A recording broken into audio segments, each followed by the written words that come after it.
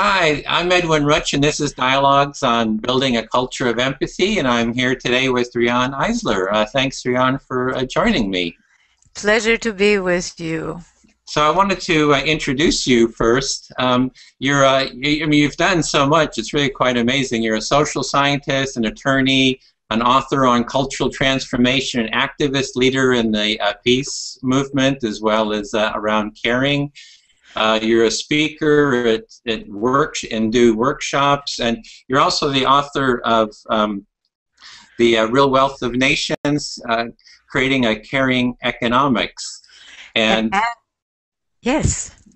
And also you have a website. It's the Center for Partnership Studies. So that's partnershipway.org. And you have your website also, RianeEisler.com. So those are two resources that people can connect with you on. So what we wanted to talk about is really what is the relationship of empathy and caring, and how do we create a culture of empathy and caring? So that's our topic for the next 20 minutes or so.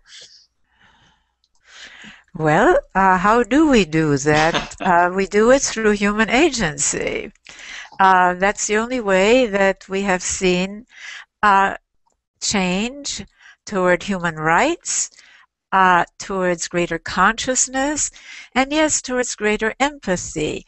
And you know, the book that I'm best known for actually is one you didn't mention. It's The Chalice and the Blade, which is now in 25 languages, most European languages, as well as Chinese, Japanese, Urdu, you name it, Korean, Arabic, and so on. And that was the first book that really I wrote for a general readership about my findings about what kind of culture, because that's the question for our future, what kind of culture will support rather than inhibit our capacities for empathy, for caring, for creativity, rather than, because we also have those capacities, for insensitivity, cruelty, violence. And my research, my multidisciplinary cross-cultural research, has basically sought answers to this. And I did this by really getting past, Einstein said that you can't solve problems with the same thinking that created them. And so I found very early in my research that the conventional categories of right versus left, or religious versus secular, or Eastern versus Western, or capitalist versus socialist, or northern versus southern, really don't tell us that, because you just think about it, societies in all these categories have been repressive, regressive, violated human rights, and so on. And I found that one of the reasons is that if you look at our human possibilities, which is what my work's about, through these old lenses, they fail to take into account the most fundamental and formative human relations, how those are socially constructed. And by this I mean the relations between the female and male half of humanity, and between them and their daughters and sons. And when you take those into account, you begin to see that there are configurations, and there were no names for these. So I called one the domination system, and that really, you have to compartmentalize at best, or suppress at worst, our capacity for empathy. But there is another possibility, what I call the partnership system.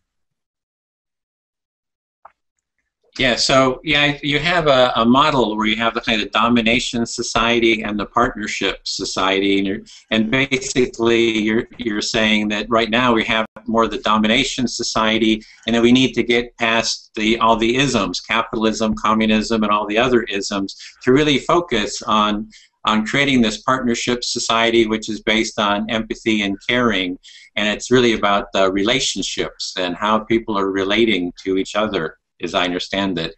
Absolutely. And none of the old categories even ask that question, do they?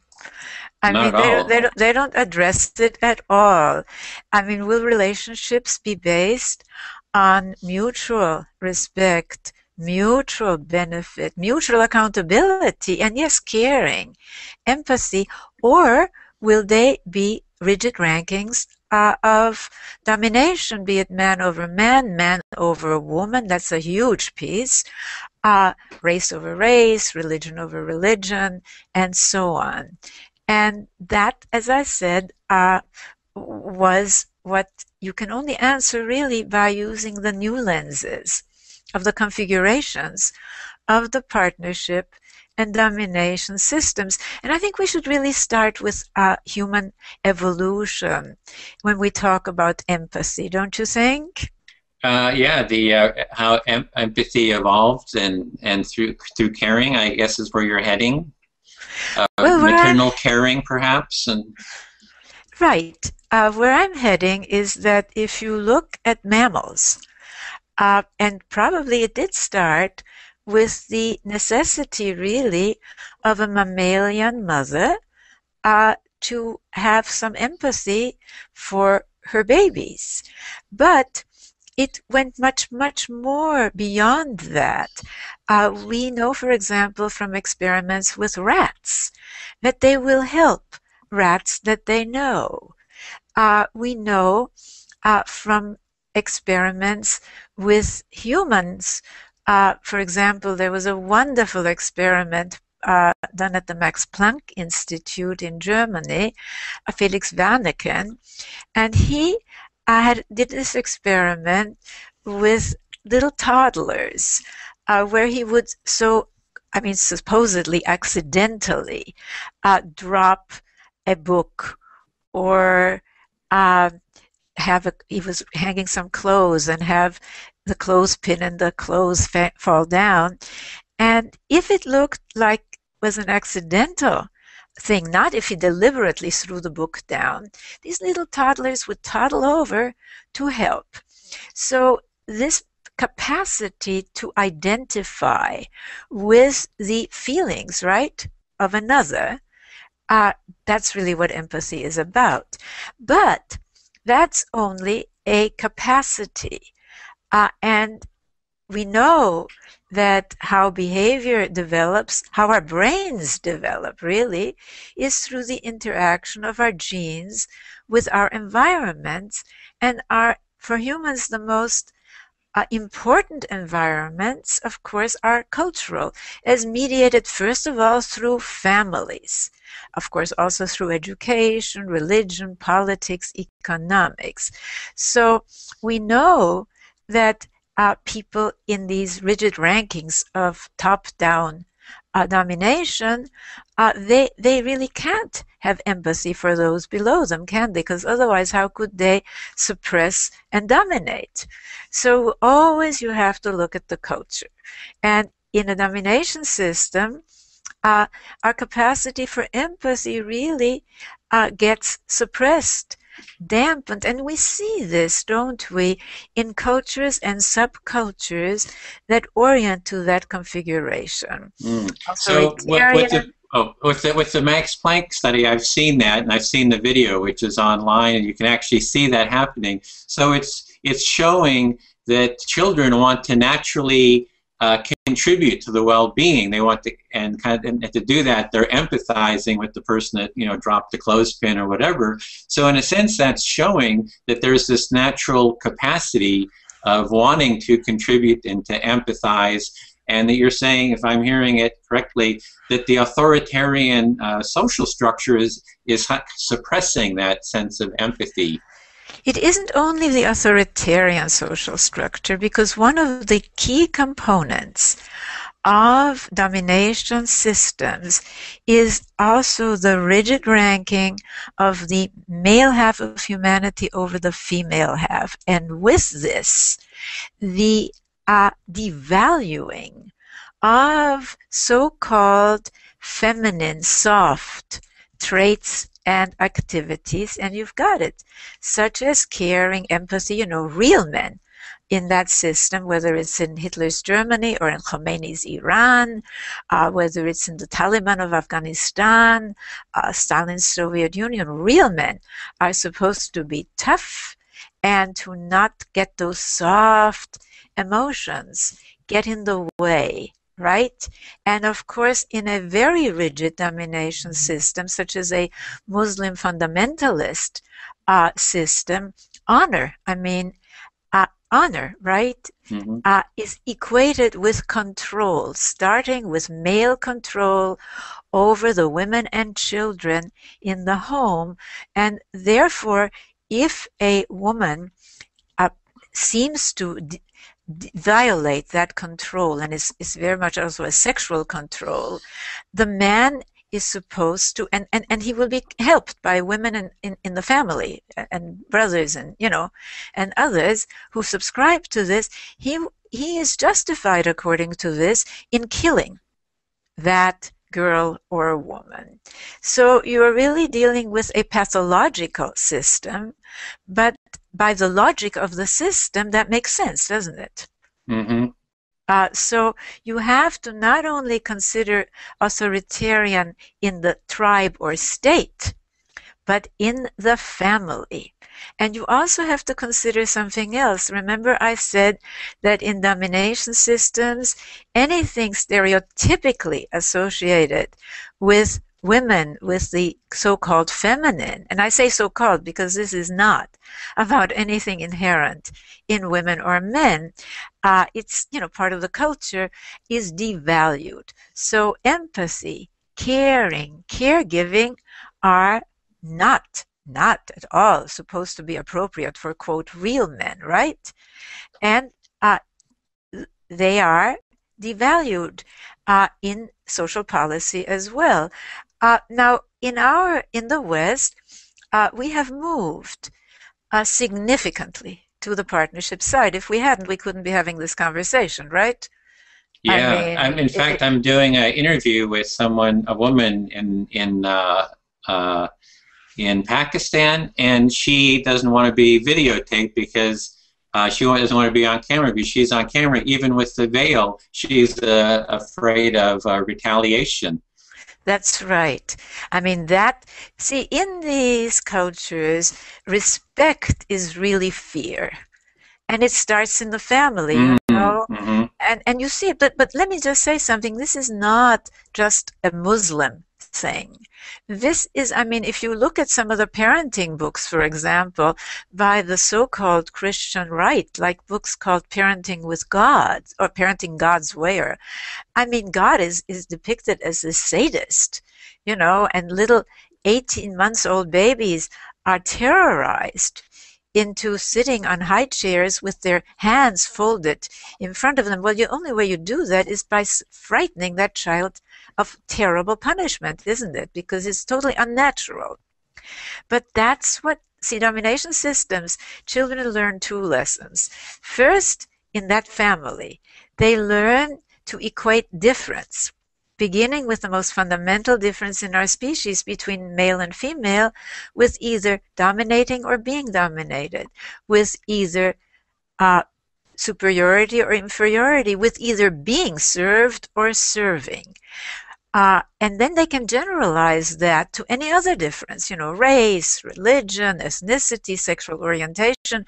So it's not coincidental that there is a strong correlation between rigidly male-dominated families typical of cultures or subcultures that orient to the domination side, and also lots of prejudice against outgroups. So the domination, I had said authoritarian, but you're saying it's more domination is the overall category, social category, and that really filters down through all parts of society, right down into the family, so that the family is kind of structured around domination. You're mentioning evangelicals, which I actually grew up in an evangelical Christian family, so I'm kind of familiar with that way of being.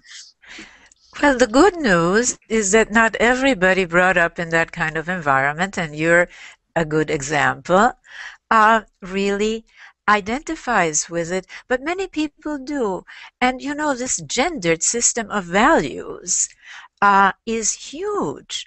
I mean, it really, you find that people who consider themselves very conservative, which I would say uh, is more aptly characterized as people who have this mindset of domination, where there are only two alternatives. You either dominate or you're dominated, and you identify with a strong authority figure, usually the father in the family, although it could be a mother, but then her husband is supposed to be henpecked. It's supposed to be an abnormality.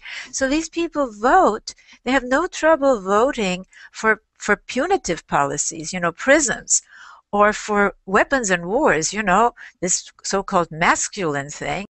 But somehow they can't seem to find money or think it's right or even moral to fund stereotypically soft, caring, activities, this so-called women's work, right?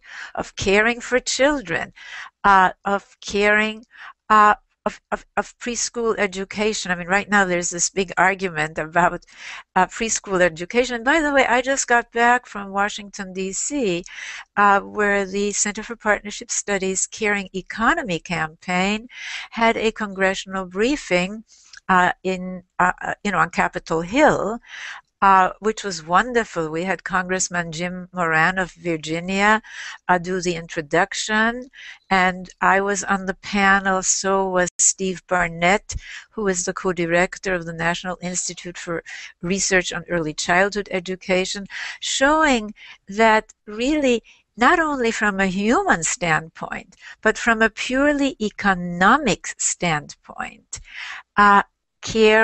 investing in caring for people and in educating people starting in early childhood is the best investment a nation can make. And maybe we can talk about that a little later. But staying with with the different environments, you said that it filters down to the family. I would not say that. And I would say that it's an interactive process, and that on the contrary, what children learn in families is foundational.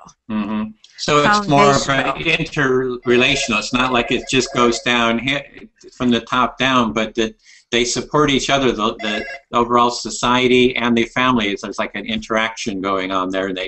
It's an interactive. When you're dealing with complex systems, and social systems are complex systems, you can't really talk in terms of simple linear causes and effects. It's always what are the elements that support one another to maintain the character of the system. And domination systems have three core components as contrasted to partnership systems. One is this authoritarian top-down ranking in both the family and the state or tribe. The second is the rigid ranking of the male half of humanity over the female half, and with it, of anything stereotypically associated with masculinity and domination systems, toughness, violence, domination, over the so-called soft, feminine, etc. And the third is a socially condoned, even idealized high level of abuse and violence, because without it, ultimately, the system won't last. Whereas as you move to the partnership side, and it's always a matter of degree, it could be a tribal society like the Minangkabau. We had a little problem here, technical problem, but I want to say that in the domination system, as I said, you have to have this built-in, really socially condoned, even idealized, high level of abuse and violence to maintain ultimately these rankings of domination.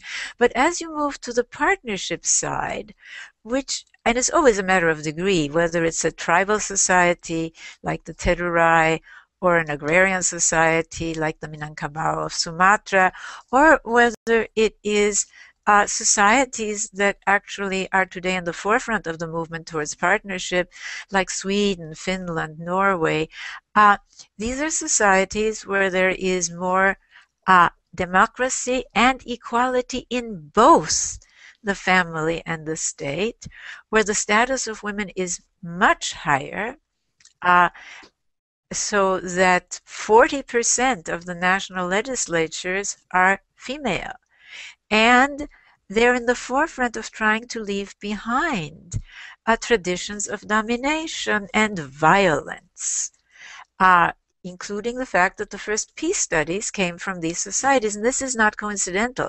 We're talking about a configuration of mutually reinforcing elements. Mm-hmm. Okay. So we're going to end right at this point, and then we're going to start. This is going to be one clip, and then we're going to pick up again in another clip, so it'll be part 2. Okay, so here we are again with Riane Eisler, and this is our second part of our interview, and we're talking about empathy and empathy and caring, how they relate. You know, we're kind of going over the domination society, and I want to go in a little bit more into empathy and caring, how the two relate, because in my quest of kind of understanding society and values, I've seen empathy as this core social value, and you're talking about caring as this core social value. And for me, I think we're actually on the same page here. We're actually talking about the same qualities. I'm wondering how do you see that with empathy and caring? I think you're right that we are on the same page. And I think that you can feel empathy in terms of being able to identify with what the other is feeling. But unfortunately, that in itself does not guarantee that there will be caring. So we are to some extent on the same page, because I don't think that caring is really possible without some empathy.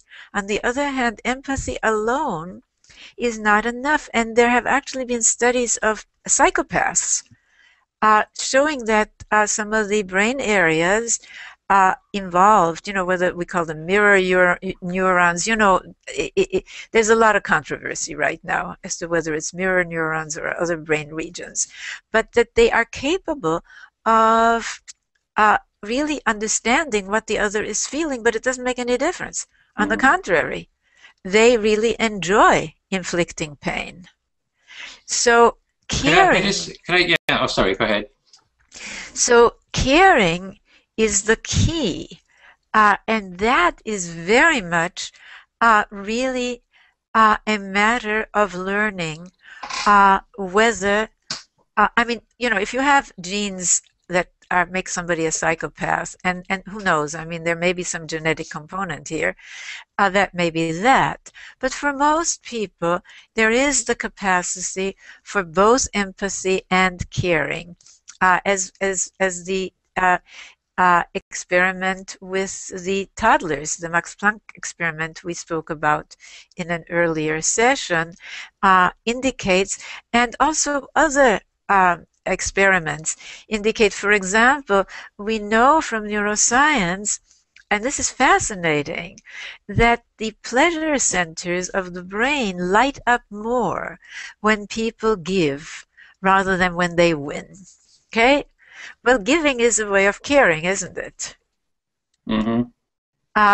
So caring for me is the key, and the issue then always becomes, is that inhibited, compartmentalized by the culture?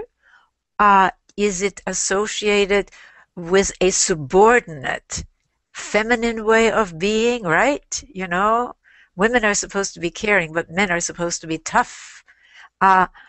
Which is part of the domination system values we've inherited. So it's like a whole cultural framework there that these values are kind of being filtered through, in a sense. They're not only being filtered through, but they are being taught to children even before their brains are fully developed. Because, you know, we know from neuroscience that the human brain takes a long time to fully develop. What connections, synapses are formed, which ones are not formed. That really is very, very much dependent on what a child observes or experiences, in other words, learning. And that's where the importance of the configuration of the domination system, whether it's Eastern or Western, Southern or Northern, rightist or leftist, capitalist or socialist, and so on, comes in versus the configuration of the partnership system. And I want to say something very important here. By partnership system, I do not mean just working together. People work together all the time in domination systems. You know, monopolies work together, terrorists work together, invading armies work together, nor does it mean a completely flat organization. There are hierarchies, but we need a whole new vocabulary. So I've coined the terms of hierarchies of domination. We all know those. You know, you better obey orders, or, you know, in a very rigid domination system, you're killed, right? Or, you know, or else, I mean, terrible suffering, or a hierarchy of actualization, where accountability, respect, benefit doesn't just flow from the bottom up, but both ways. And where power, and this is really goes back to the title of my book, The Chalice and the Blade, where power is not symbolized by the blade, you know, that's the power, right? To dominate, to destroy, to take life, but by the chalice, which since prehistory really has been associated with the power to give life, to nurture life, to illuminate life. And the fact that we're today talking about leaders and managers empowering others shows that, at least in some world regions and in some culture, you know, aspects of our culture, we're moving to the partnership side. So we don't have to start from square one, really. But yeah, there are... if I just mentioned, you're talking about, you know, what type of working together, and that's something that relates with change. I hear change. Well, we have to do change all the time. And for me, it's like, what kind of a change? Is it an empathic change, or is it a, you know, a domination change? Because everybody's talking about change. So having that clarity about what type of change we're wanting, I think, is really important. Or what kind of collaboration? Is it a domination collaboration, or is it a, I call it empathic, or you're saying caring collaboration?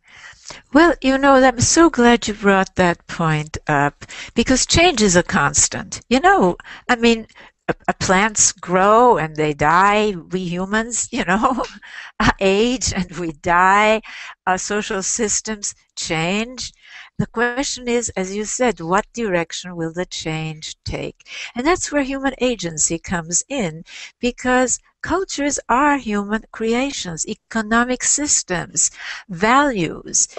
They really are functions of what we humans want to be the governing rules and values.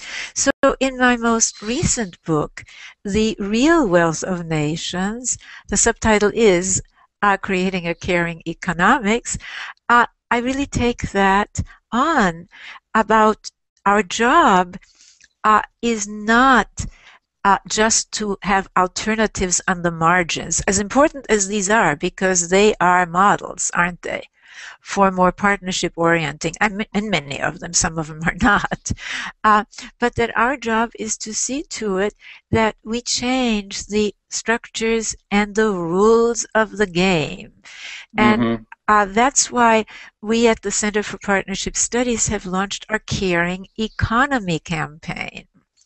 And why we are working on what we call social wealth economic indicators, which really measure what GDP leaves out, the enormous not only human and environmental value, but economic value of the work of caring for people starting in early childhood and caring for our natural environment. And I invite viewers to go to caringeconomy.org. We just had a briefing in Washington, D.C., a congressional briefing on this, and I invite you to join the Caring Economy Coalition. And also, we have a wonderful online Caring Economy Leadership Training Program. So check that out. We also have other online classes, by the way, and I am now giving a class on cultural transformation, just what you're talking about.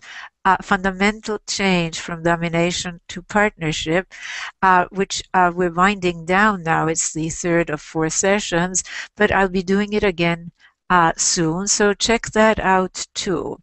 And so there's a lot of, if I can just interrupt here, there's a lot of resources about your overall vision. It's just incredibly well articulated and laid out. I mean, especially in your book, the one thing I thought we could maybe spend a little bit more time on is on the relationship of empathy and compassion, since the work I'm doing is so focused on really exploring the nature of empathy. And what I was hearing, and I wanted to mention about, you're saying that a psychopath can have empathy, and that one problem we have is like a problem with definitions and understandings, that there's so many different definitions of empathy. And I thought maybe I could just lay out kind of a definition of empathy that I'm using, just to get your response to that. Please. If that would work. So, this is like, I've talked to a lot of people, a lot of the experts, academics about empathy, and I've been trying to put it together into kind of a model that what I call is the wheel of empathy, the wheel and feel of empathy. So it begins with what I would call self-empathy, which is sensory awareness of just what's going on inside of ourselves. So, practices like yoga, mindfulness, whatever, just get us more in tune with the felt sense that's inside of our body. And then if we're fearful, our body constricts and we don't kind of take in so much, from others and outside. But when we're open, kind of connected to ourselves and aware, that we're open for what I call mirrored empathy, which is through mirror neurons, that when we see an action and do an action, the same neurons fire. So as my hands kind of wave here, and you see my hands wave, your neurons are also firing, and you can kind of feel the level of enthusiasm, kind of what's going on with me. You can really kind of feel a sense of my emotional state, as well as maybe my intentions as well, through that mirrored empathy. If you were highly fearful, you might not, really feel and be attuned. Then the next part of empathy is an imaginative empathy. The academics call it perspective taking or cognitive empathy, which is that as we see that we're separate beings and have that sense of self-awareness, we realize that someone can have a different perspective from our perspective. And that's kind of where that metaphor of, looking through someone else's eyes, standing in someone else's shoes kind of come in, that we can kind of put ourselves in their position and, kind of like an actor take on the role of how it would be to be that person.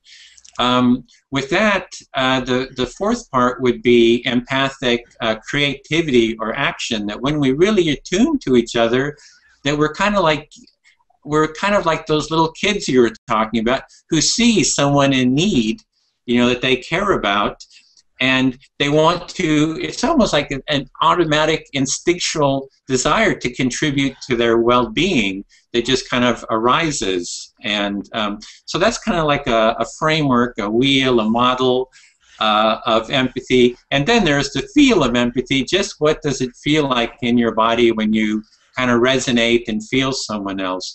And so when you're talking about the psychopath has empathy, what the psychopath has is has that kind of cognitive empathy. And I've interviewed a psychopath who says, for him, empathy is like a dry library full of facts and books, that there's like no humanity in it, that they've got this model of how things work, and they're just thinking about themselves. They're not really having that felt sense of the other and really wanting to contribute with empathy, contribute to their well-being. So I'm just kind of wondering how that kind of model kind of works. Well, I think it's a very good model. I would add some things to it. Yeah. Going back to the mindfulness. You know, children who grow up in dominator families really cannot be mindful because it's too painful. I mean, the people who say they love them and who demand the children's love are hurting them, are humiliating them. So you cannot be mindful. What these kids very often tend to do then is to identify, I mean, the experiments show this, by the way. Else Frankel Brunswick's work goes way back. They identify with the punitive power figure, right? Which is then, of course, taken over into how they vote. You know, so it's not coincidental that in societies, for example, in much of the Middle East, in Egypt, in Gaza, where you still have a very rigid dominator family, people will vote for Hamas or for the Muslim Brotherhood, right? Mm-hmm. I mean, that's just what they're used to. Democracy doesn't necessarily mean what we think it ought to mean. Okay, and there are many people in our culture, in the Western culture, still subcultures that do that. You know, as I said, they have no trouble finding money for these, you know, control, for prisons, for weapons, for wars, but somehow they can't find money for the soft, for the stereotypically feminine, for the caring. So can I just reflect what I'm hearing so far? Is that there's people, if in a dominator society, that you're kind of cut off from your sense of connection. So as a child is growing up in that environment, they can't really attune to their own self because they're kind of like cut off from connection with... Well, it's because it's too painful to recognize that these people who are being so awful to them are not... I mean, the kid blames herself or himself, right? Mm-hmm. And has to suppress the anger, has to suppress... Because, you know, they depend on these people to survive, for goodness sakes. Mm-hmm. So that's one thing I'd add.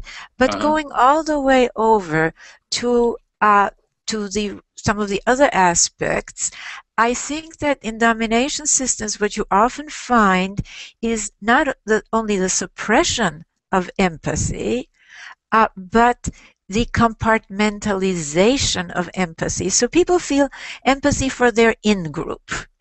Okay? But they don't feel empathy. I mean, how could you feel empathy? Say you're in a Southeast Asian family where boys are fed more than little girls, okay? I mean, it's just a fact. They do it. Less health care, less food, etc., okay? Certainly less education. How can you feel empathy for that little girl then? Do you see what I'm saying? And mothers, are so identified with those in control, namely men and the male preference, that they will compartmentalize their empathy and they'll even sell that little girl into sexual slavery so that they can get an education for their son. So you're what you're addressing is we have this empathy. There's things that can suppress the empathy, or like you can shut down the empathy. You know, it can be from you're explaining why if you're in a domination society, so you're not seen, you feel maybe alone and painful, and that you kind of end up that your own self connection gets suppressed as well. I'm not so sure. No. That it is just your own self-connection. This is the point I'm trying to make. Mm-hmm. I think that children in these families do learn to really go into denial, okay, about what's really happening. It's justified, well, she's just a girl, or whatever, or they're just Jews, and therefore it's okay if we wipe Israel off the map, etc., okay? Mm-hmm. Or vice versa, where we can deny here when we, go to war against a country that there's evidence that we shouldn't have, as happened with the war in Iraq. But the thing about it is that it isn't just lack of connection with yourself. It's a pattern acquired early on by the brain. That's the point that I'm trying to make, of that's why I said I'd like to add to your model. Yeah. These two things. I mean, one, what happens in childhood, what they observe or what they experience, and two, that it isn't just the suppression of empathy, it's the compartmentalization so that you can feel it for some but not for others. Mm-hmm. I mean, you've heard about so-called, uh, uh, compassionate conservatives who have a lot of empathy for people in their in-group, but somehow don't seem to have it for those so-called exploitive welfare mothers, these women who basically are trying very hard to feed themselves and their children, right? Yeah, so so that empathy can be blocked and be kept to your in-group, and it's not going to those, who are kind of outside of that in-group. That's right. So the question for me is that's why I call it a culture of empathy, because for me the culture of empathy is to expand that empathic connection with everyone and nature and. But that's another element that I think I would really urge you to put in.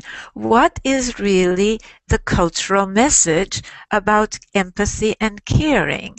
And if you still value the stereotypically, and I emphasize stereotypically, has nothing to do with anything inherent in women or men, but if real men are supposed to, above all things, not to be like a woman, and empathy, caring, sensitivity is associated with the so-called inferior feminine, then you've had it, haven't you? And even women will then really devalue empathy and caring.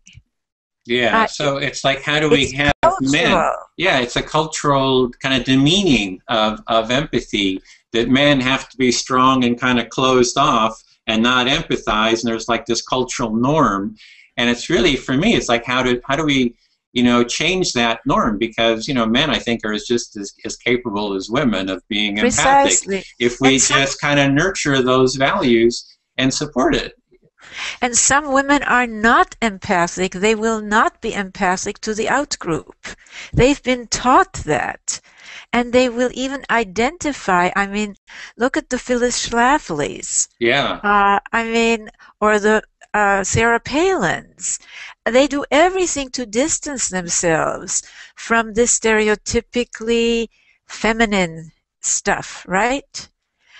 So we really, again, as I say, it's not men against women or women against men.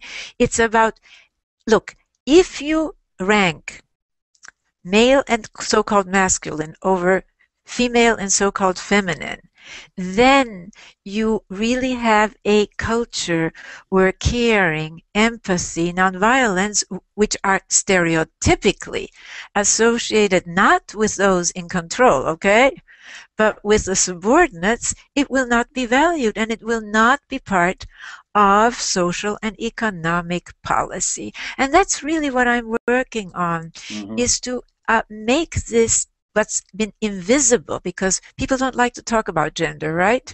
We're uncomfortable. But let's remember what the great sociologist Lewis Worth, excuse me. He said that the most important things about a society are those that people are uncomfortable talking about. We saw it about race. We started to talk about it. Things started to move a little bit forward. And we see it with gender, so we've got to talk much more about gender. And that's what I'm suggesting to you, that you weave that into your model. Well, for me, yeah, with the gender part, I see values as like going beyond gender. That I don't see. I know the culture itself is saying, a man should not be so empathic, and women, that empathy is this women. But it doesn't seem to me that that's accurate. The accuracy is that we're all capable, equally capable of empathy. That's exactly what I'm saying. Yeah. Forgive me for interrupting. I think please. You're mishearing me. I am not saying that men are not capable of it.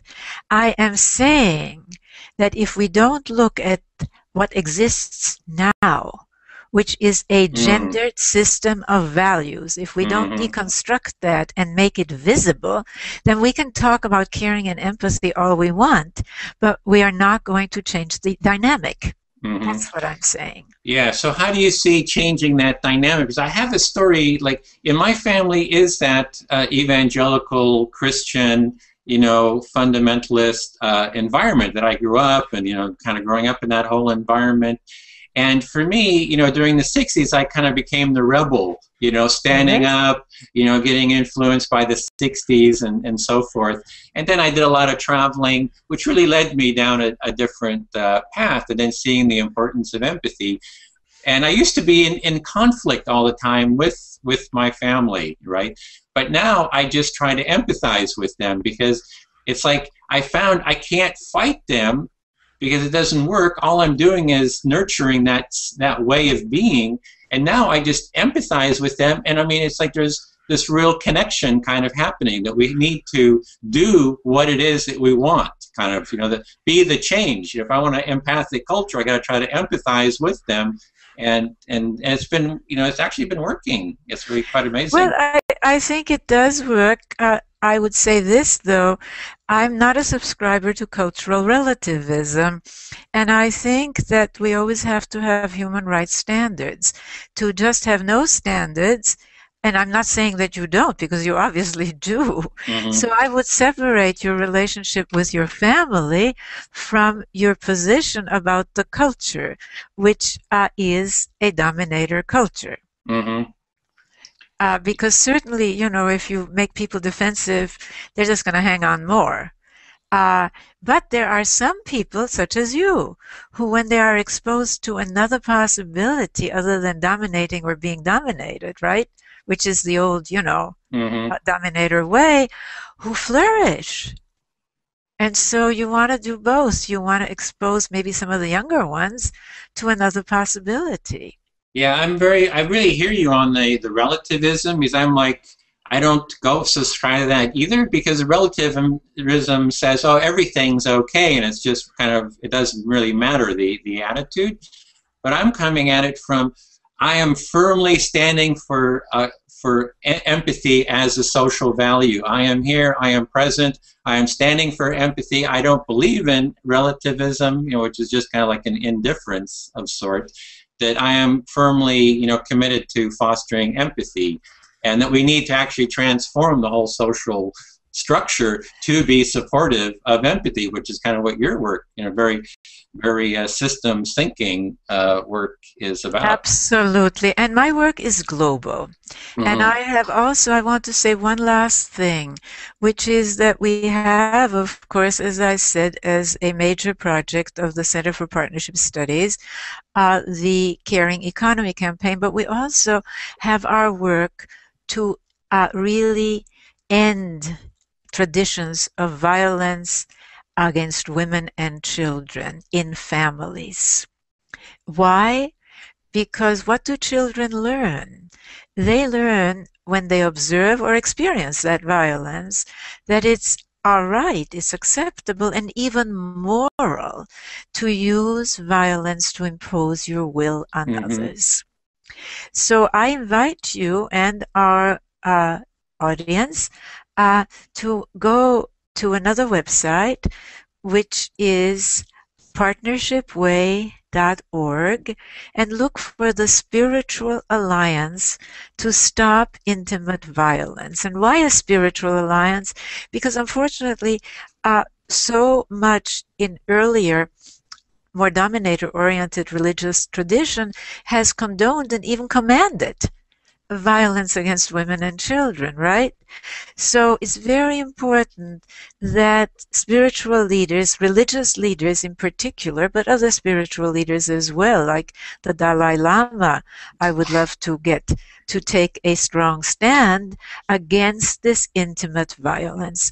Because frankly, as I have said, intimate violence and national and international violence are as tightly bound together as the fingers of a clenched fist. Mm-hmm. And again, if children learn this, we're not going to have that more peaceful empathic world. Because how can you have empathy, really, if you either stand by, accept, condone, or inflict that kind of pain, even death? Yeah, those actions are not empathic. Yeah. So I urge you to also consider these matters, and I think we've run out of time. Yeah, well, thank you so much, Riane. It's a wonderful chatting with you and kind of exploring this topic. So I'm really grateful for you taking the time. I know you're like super busy and you have so many things you're doing. And so thank you for taking this time to chat with me and our audience. It's been a pleasure, and I really want to congratulate you on the important work that you're doing. And likewise, I hope we keep the conversation going as well. It's we can always do more of these or do some panels or something online if that opportunity arises. Now that we've got it all set up, so thank you very much. My pleasure.